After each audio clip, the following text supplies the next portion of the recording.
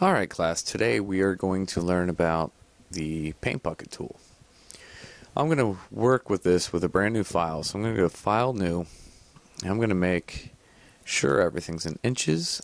I'm going to make my width 10.5, and for my height I'm going to make 4 inches, and my resolution is going to be 300, so I'll click OK. Now I have this rectangle here.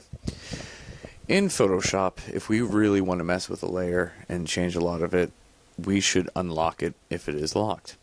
Whenever I open up a photo, whether it's a new file or a picture or graphic, it's going to have a background layer and it's going to be locked. To unlock this layer, I'm simply going to double click on the lock and click OK.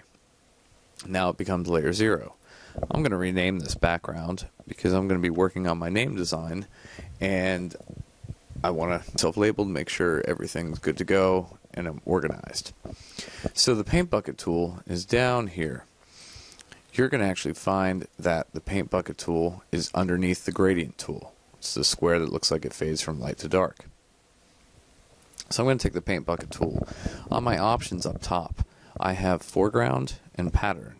Right now with foreground, if I want to make my background a solid color, I'm going to click down here on the first square. And maybe I want to make it a dark green. I click OK. And now I could just simply make sure I'm on my background layer, and I could simply click it, and I have a solid color. So that's pretty easy. That's not bad. Perhaps I didn't want a solid color, though. Maybe I want to put a pattern in the background.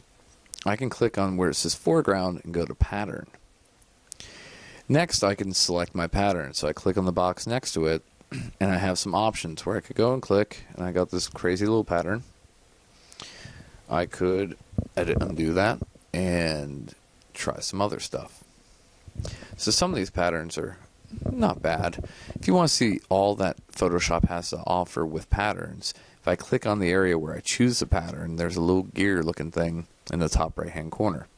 If I click right here, I get all different categories at the bottom for different styles of patterns. So I could do rock patterns. I click OK, saying I want to replace these ones here with the rocks.